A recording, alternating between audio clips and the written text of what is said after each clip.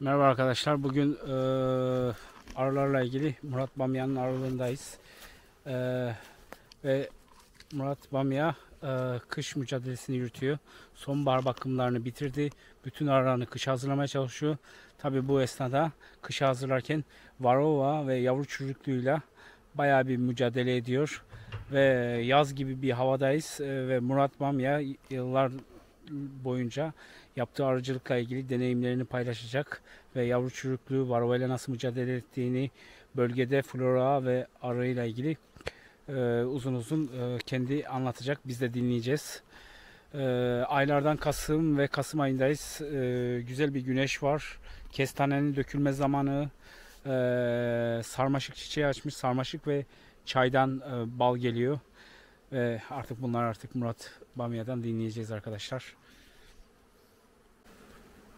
Merhaba arkadaşlar.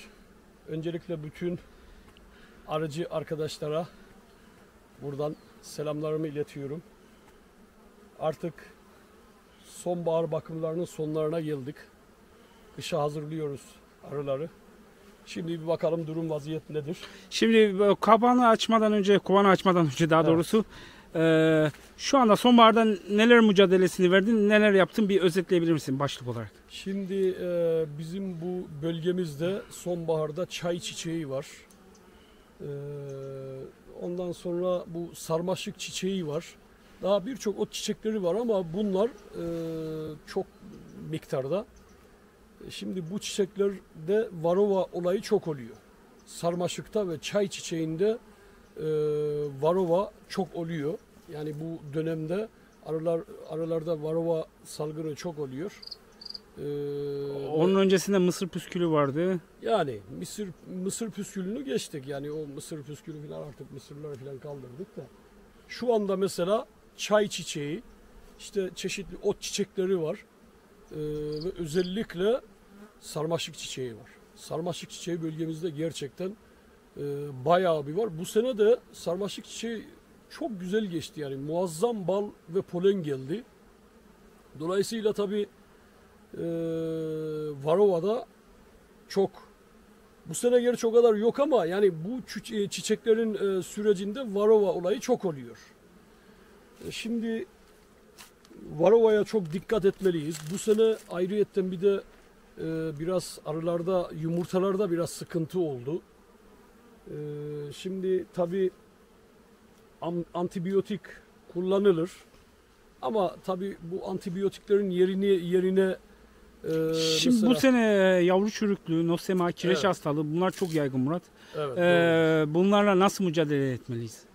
Ya şimdi ben şu anda bir veteriner arkadaşın tavsiyesi üzerine bir antibiyotik uyguluyorum. Ama bu hastalıkları gideren bitkisel ilaçlar da var. Şimdi sorsanız bana ben onları tercih ederim. Ama şimdi artık güz mevsiminin sonlarına geldiğimiz için zamanımız kısıtlı. Ben bir an önce bu işi halledeyim diye antibiyotiğe başvurdum. Ama bitkisel ilaçlar da kullanılabilir, yani tavsiye ederim. Peki arı neden yavru çürüklüğüne gitti? Varroa ile yavru çürüklüğünün ilişkisi var değil mi? Tabii varroadan sebep yavru çürüklüğüne gidebilir. Şimdi dışarıdan mesela doğadan yeterli besinleri alamadığı zaman tabii soğuğa daha çabuk yenilir. Havanın dengesiz gitmesi filan bu hastalığın faktörlerindendir. Şimdi tabii arıyı güzel muhafazaya almak lazım. Yani sıkıştırmak lazım. Arıyı iyice toplamak lazım. Kalabalık çalıştırmak gerekir. Yani şimdi üşütmemek lazım yani. Arıyı üşütmemek için gereken neyse yapılmalıdır yani. Anladım. Ama bu sene çok sinsi bir şekilde geldi. Bizi gafil avladı yani bu olay. Biz yine yani erken fark ettik. Şu anda ilk defa kontrol edeceğim. Ben bu sorunu aştığımızı düşünüyorum. Çünkü arının durumuna bakılırsa onu gösteriyor. Bayağı güzel çalışıyor. Yani arının şu anda durumu çok güzel. Peki antibiyotiği nasıl uyguladın? Antibiyotiği tabii mesela bende bulunan ilacı 1 litre şerbete 1 cc olarak şerbete katarak şerbet yoluyla uyguladım. O şekilde yani. Anladım. Evet. Yani son aşamadaydın, yetişmesi gerekiyordu, antibiyotik kullandın. Yani şimdi her an hava bozabilir. Şimdi havalar bir koparsa, bir soğuklar başlarsa müdahale olayı çok zorlaşır. Onun için bu güzel havaları fırsat bilerek bu işi hallettik inşallah. Komple mücadelen bittikten sonra kapatıp kışa gireceksin. Evet, evet. Kışta bir daha Mart'ta mı açacaksın yoksa Ocak ayında bir... Yok, Ocak ayında açamayız. Yani ilkbahar sıcakları iyice geldiği zaman artık kapakları açıp kontrollere başlayacağız. Şey diyeceğim, kışlatmak için Çiftepınar bölgesini seçtin. Evet. Çiftepınar bölgesi uygun mu? Nem oranı nasıl? Çok kar alıyor. 5 metreye kadar kar yağıyor. Bunlar arı için nasıl bir faktör? İyi avantajı var mı? Ya şimdi doğasal olayların hepsi bence arının ihtiyacıdır yani. Ya şimdi doğal olayların hepsinin eksiksiz olması lazım. 5 metre kar da yağacak arkadaş. Yağmur da yağacak, güneş de gelecek. Şimdi can kurtaranı tercih etmemin sebebi, şimdi ben aslen Düzköy'de oturuyorum. Yazları buraya geliyoruz can kurtarana.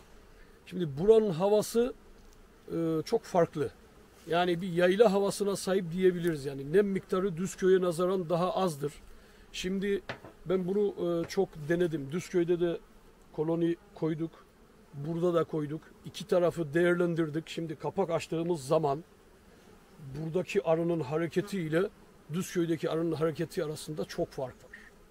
Ve ben bunun havadan ve bitki örtüsünün daha zengin olmasından olduğunu düşünüyorum. Ama daha çok buranın havasının çok sağlam olduğunu Yani düşünüyorum. şimdi Yani. genelde nemli olmayan, karasal olan yerlerde arılar kışlatılıyor. Yani Evet. Artvin gibi mesela, Ardanuç gibi ama Evet. sen Şavşat gibi sen arıları Çiftepınar'a bıraktın. Gerçi burada da deniz havasından bayağı bir yüksekte. Kolay kolay nem olan bir bölge değil zaten. Evet. Yani bu bulunduğu yerde bayağı bir kayalık aslında dibi. Çok da nem tutan bir toprak yok. Yok yani. Burası yani hava konusunda çok güzel. Yani şimdi ben sözü arılara bıraktım yani. Tahlilimi onlarla yaptım. Yani arılar sevdi burasını. Şimdi buradan mesela ilkbaharda çıkan koloniyle Düzköy'de ya da Borçka bölgesinde çıkan koloni arasında gerçekten fark var arkadaşlar yani. Ama burada biraz geç çıkıyor kıştan. Geç çıkıyor ama yetişiyor. Yani erken çıkan yerleri yetişiyor yani. Aa. Evet, burada yani bir yaylada mesela yaylaya gideriz. Yaylada arı çok hızlı bir şekilde gelişiyor. Hemen hemen bir yayla randımanını görüyorsunuz yani burada. Anladım. Evet. Yani şimdi 3 başlık altında toplayabiliriz kış mücadelesi. Varroa, yavru çürüklüğü ve rutubetten arıları korumamız gerekiyor. Evet. Ve kışa öyle girip balını, stoğunu hepsini kontrol edip arıyı kışa sokuyoruz. Arının en kritik mevsimi sonbahar mı kış mı? Sonbahar. Şimdi kışa giren arı yani şimdi arı genelde sonbahar ayında söner. Bir de ilkbahar başlangıçlarında dikkat etmeliyiz. Şimdi kışa girdikten sonra arı zaten uyku moduna geçiyor. Kışa kadar ulaşan arı artık baharı bekler yani.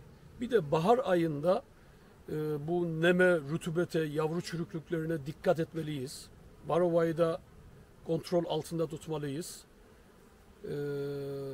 Bu kadar yani. Anladım. Şimdi Hedef ilkbahara ulaşmak yani. anladım. Güveniyorsun ana arına, hepsine güveniyorsun. Evet. Tamam. Şimdi kovanı açabiliriz. Kovana geçelim. Evet.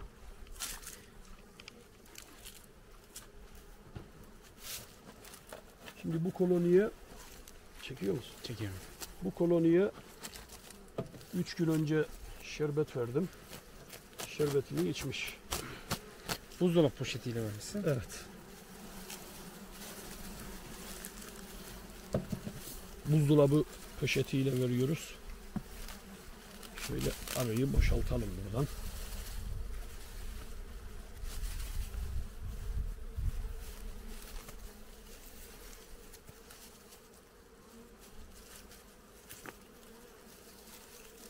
Evet.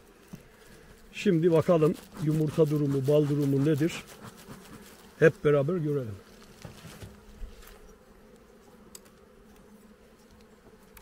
İşte gördüğünüz gibi straforla ben etrafını straforla çeviriyorum. Straforun nemi önleyici özelliği var. Bir de sıcak tutma özelliği olduğu için sıkıştırma konusunda strafor kullanıyorum.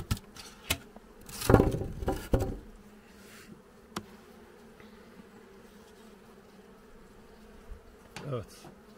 Arkadaşlar yani şu anda bu çıta oldukça balla dolu. Bu bal sarmaşık. Evet. Sarmaşık balı. Sarmaşık, işte çay çiçeği, işte bir de doğaya baktığınız zaman çeşit çeşit ot çiçekleri var. Ama tabii şu anda bu arının getirdiği balın çoğunu sarmaşık çiçeği oluşturuyor. Evet. Arı doldurmuş yani. Kış için fazlasıyla stoku Üstteki var. sırlamış, alttaki göz balı. Evet. Zaman zaman o göz balıyla başlayacak arı. Tabii yani kışın zaten sırlı balla arı uğraşamaz. Yani kışın bu göz balıyla beslenecek. Göz balı olmazsa olmaz yani. Göz balı çok önemli.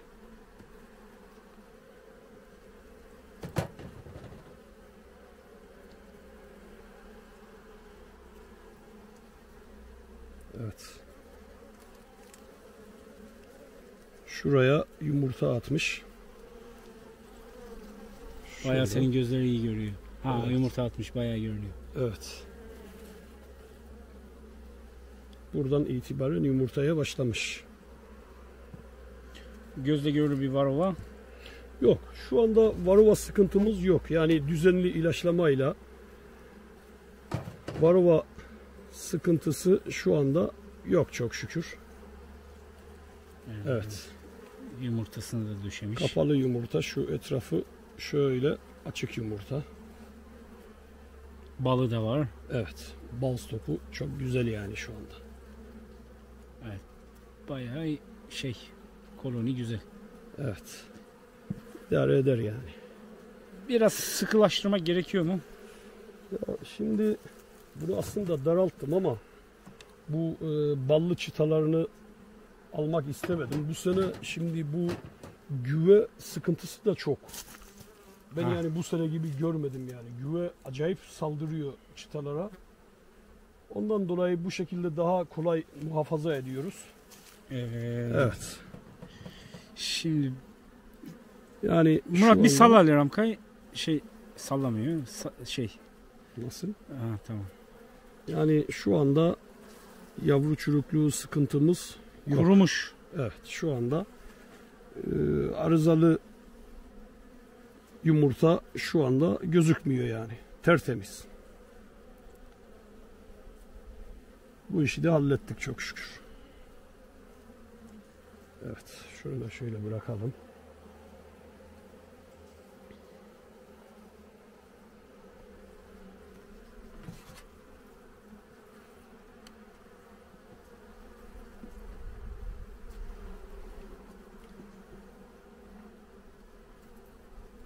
Şimdi arıcılık konusunda Yaşar kardeşimizle çok farklı projelerimiz var bu bölgede. İnşallah onları da halledeceğiz değil mi Yaşar? Halledeceğiz. Maşallah güzel kitap gibi basmış. Evet. Bakalım kraliçe hanımefendiyi bulabilecek miyiz? Zor. Bir görelim bakayım nasıl bir şey, neyin nesi. Seninkiler değil herhalde, renkli değil. Şimdi ben genelde kendi ürettiğim ana arıları kullanıyorum Yaşar. Bu sene bu Ardahan Gen Merkezi var, Kafkas Gen Merkezi var. Çok met ettiler. Sırf merak ettiğim için oradan ana arı aldım. Ama dedikleri gibi gerçekten güzel yani. Hoşuma gitti. Verim alabildin. Verim güzel yani. Ama ben genelde kendi ürettiğim ana arılarımı kullanıyorum yani. Evet. Bayağı. Bunda da bal polen var. Şimdi bu arıda daha önce yavru çürüklüğü var mıydı? Yok. Yok, bu şimdi güz mevsiminde ben yani bilmiyorum, daha önce öyle bir şey fark etmedim ama gözümüzden kaçmış da olabilir. Yalnız güz mevsiminde böyle bir sıkıntıyla karşılaştık. Şimdi bu kolonide çok daha güzel yumurta durumu olması lazım. Ama bu yumurta çürüklüğü arıları bayağı bir etkiledi yani.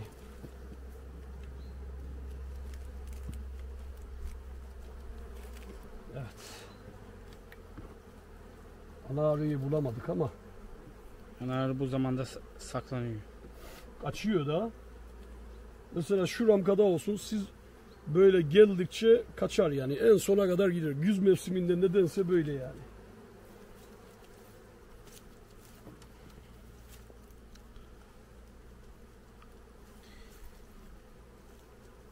Şurada arıları da ezmemeye çalışmalıyız. Evet, karıştırırken ilk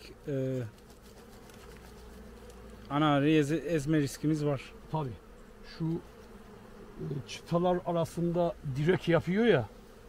Şimdi açıyorsun, bal açılıyor, hemen oraya saldırıyor. Şimdi ana arı da beslenmek için geçiyor oraya. Yani çok dikkatli olmak lazım. Ana arıyı da ezebiliriz yani. Şunu da şöyle koyalım.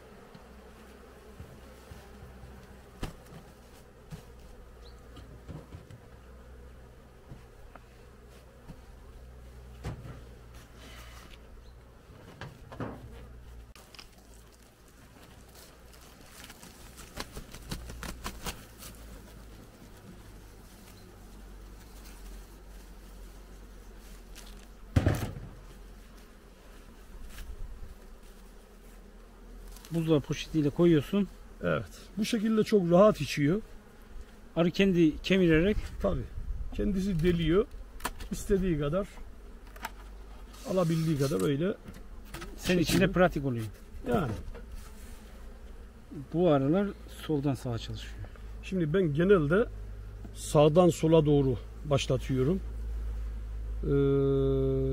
Onu soldan başlatmışız. Aslında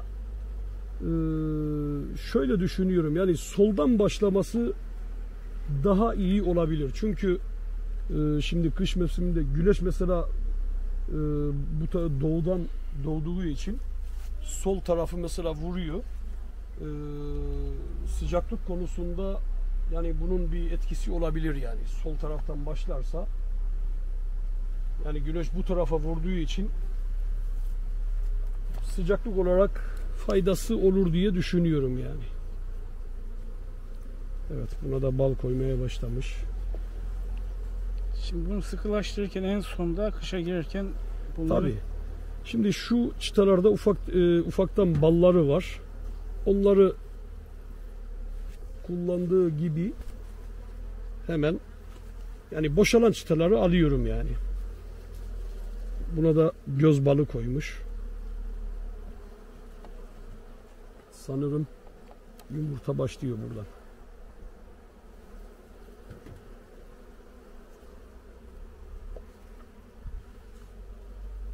Evet. 60 milyon. Yok, bunda da bal ve polen var. Şimdi yumurtaya başlıyoruz herhalde. Hasattan sonra bir kesiyor yumurtayı ana, ondan sonra tekrar kışa Tabii. kadar devam ediyor. Yani o arada Aa, meme asmış. bu meme asmış. Anayı mı değişmiş? Bak, bundan haberim yoktu. Oo, Evet. olay var. Olay var. Olay var. Ha, pardon. Doğrudur. Şimdi 16 numara. Hemen notlarımıza bakalım. Doğrudur. 16 numara anayı kesmiş nedense. Şimdi meme asmış ama bu zamandan sonra ana çıkacak, döllenecek filan biraz zor iş. Bir de Ardahan Gen Merkezi'nden aldığım, evet, yumurta yok, ana bulunamadı. Evet, günlük yumurta vermişiz. Ona meme asmış. Şimdi buna hazır ana koymayı düşünüyorum. Çünkü bunlar çıkarsa döllenmeyi yetiştiremez bu mevsimden sonra. Ama şurada yırtık bir meme mi vardı ya? Çıksa bile döllenemez. Erkek gözü yok. Evet.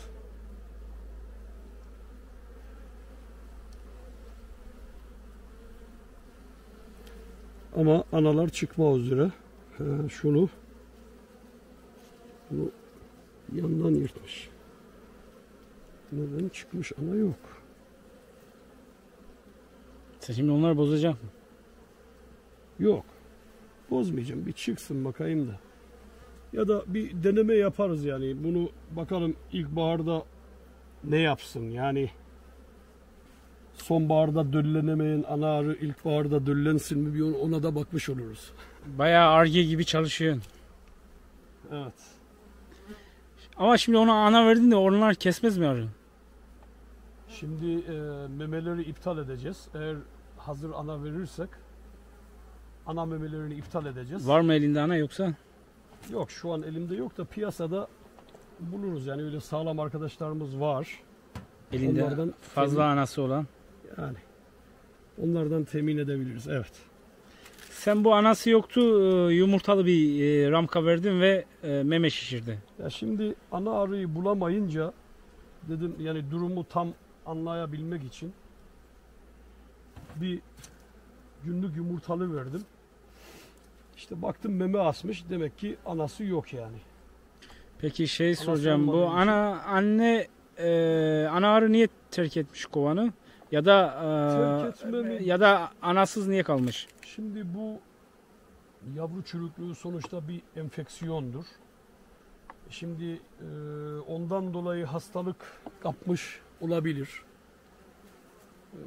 Ya da artık yani bu koloninin anası yaşlı da değildi ama kendisi de kesmiş olabilir. Ya da biz bakım esnasında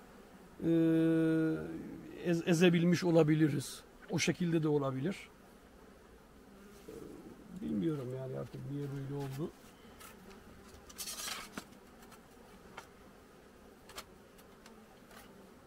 Evet.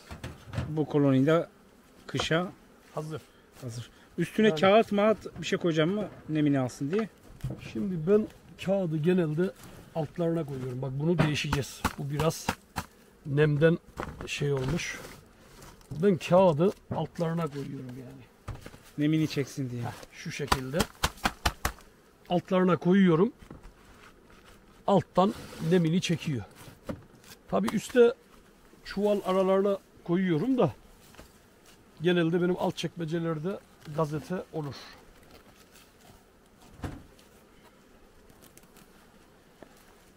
Şimdi şu koloniye bakalım.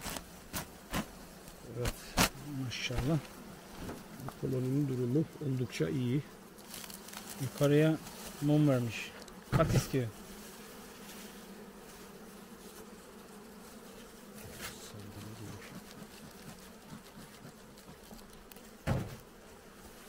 Evet arkadaşlar, ben maskeyle video çekiyorum. Murat maskesiz, eldivensiz. Biz Aralar- maskesiz çıkarız abi. Yani gördüğünüz gibi buradan da anlayabilirsiniz. Acemi ile tecrübeli. Şimdi Yaşar kardeş, sen bu işe yeni başladın ama bakıyorum Ben hevesliyim biraz. şimdi heves, tabii ki heves olacak. Heves olmadı mı zaten bir şey olmaz. Evet, sifteyi açtık. Şimdi heves olacak tabii ki de. Şimdi sendeki gayret süper yani. Sen kısa zamanda çok uzman bir arıcı olacaksın. Yani Çifteköprü bölgesinde kestane bal üretimi için bütün seçenekleri zorlayacağız. Evet.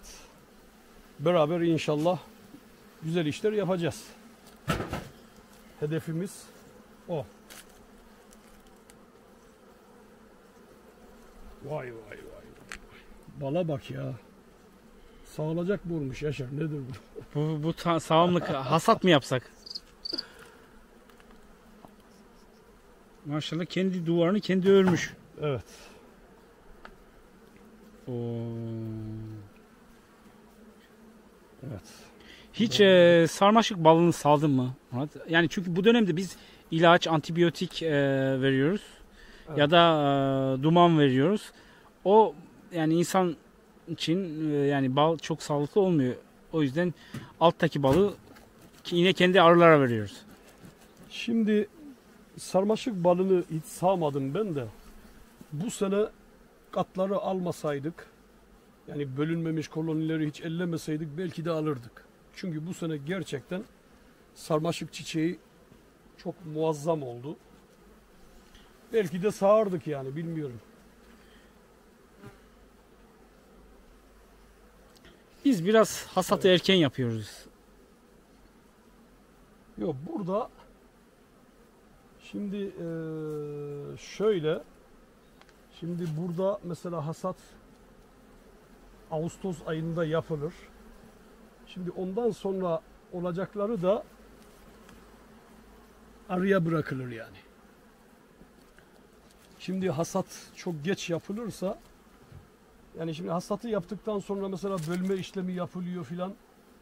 Şimdi bu işlemlerin yapılabilmesi için arıya belli bir zamanda vermek gerekiyor. Onun için yani Ağustos ayının 15'inde, 10'unda, 10'uyla 20'si arası hasatın yapılması Şimdi çok varsaysak ki bugün hasat yapsaydın, bunun içine mısır püskülü, sarmaşık, bütün aromalar olacaktı. Kestanenin içinde başka aromalar da olacaktı. olacaktı ama bölme işlemi yapamayız yani bu Şimdi saatten burada sonra şey mesela. soracağım Murat. Arı burada sanırım yumurta koyacak yer bulmamış. Az yumurta atmış değil mi? Ya şimdi Bayağı indirmiş tabii balığı. güzel bala gittiği için şimdi bu yumurta olayı buradan başlıyor da, ya dediğim gibi yani yumurta olayı biraz daha iyi olabilir idi ama bu yavru çürüklüğü biraz o konuda arıyı etkiledi yani. Bu arı biraz agresif. Sen de maskesiz. Şimdi genelde arı aç olduğu zaman biraz saldırır. Bu sefer balı çok olduğu için mi saldırıyor acaba? Bir araştırma yapmalıyız bu konuda. Şu anda kalabalık bir mevcut. Evet, şuraları komple doldurmuş. Boş bulduğu yeri doldurmuş. Evet. Anayı görme gibi bir şansımız. Var aslında da ben genelde anayı aramıyorum. Öyle rastlarsa göreceğiz.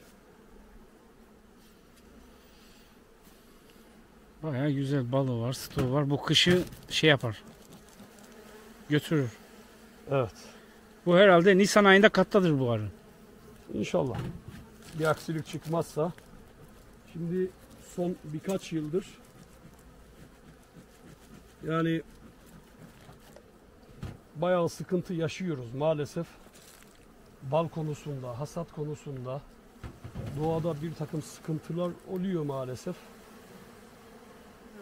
İnşallah bu sene, önümüzdeki yıl 2024 verimli bir sene olur.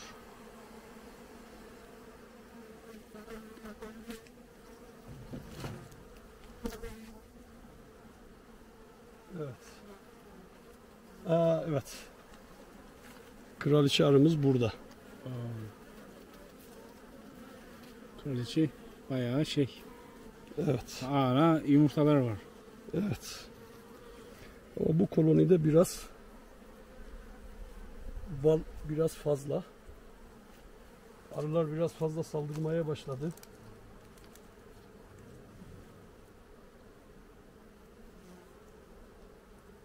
Evet. Biraz yavaş hareket etmek lazım. Evet. Bu koloni biraz saldırgan biraz. Evet. Yumurtamız biraz az ama balımız çok. Bu kış için iyi mi? Aslında çok fazla balın arıya faydası yok, zararı var. Şimdi arı bal üzerinde salkımlaşmaz. Arı çıtaların boş gözeneklerinde, yumurtalı gözeneklerinde salkımlaşma yapar. Şimdi bal üzerinde arı salkımlaşma yapamıyor. O bakımdan dolayı arıya yeterince yatak bırakmak lazım yani. Yani balın da çok fazla olmaması lazım. Bu dengeyi sağlamak lazım yani.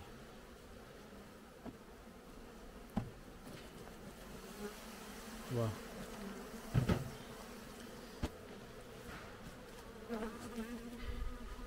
Bayağı rahatsız oldular. Evet. Ya şimdi ne kadar güneş olsa sonuçta güz mevsimi. Yani şu sıcaklık bile icabında arıyı rahatsız ediyor yani. Evet. Şimdi arkadaşlar mücadelemiz böyle. Bir şekilde sorunlara karşı önlem almaya çalışıyoruz. Umarım 2024 yılı çok verimli bir yıl olur. Bütün arıcı arkadaşlarıma bol, verimli bir yıl diliyorum. İnşallah her kışa, şey gönlümüzce kışa bomba gibi girip bomba gibi çıkacak inşallah. İnşallah. İlkbaharda kumar çiçeği zamanı buralar coşacak yani. Çıkacak yani. İnşallah. Temennimiz olur. İnşallah öyle olur. Çok teşekkür ettim. Konuk ettin teşekkür ederim. arına beni. Ayrıca hasat zamanı kestane balı için Murat Banmaya'ya benim üzerinden ya da direkt kendisinden ulaşıp kestane bal zamanı kestane balını tavsiye ediyorum. Hoşça kalın.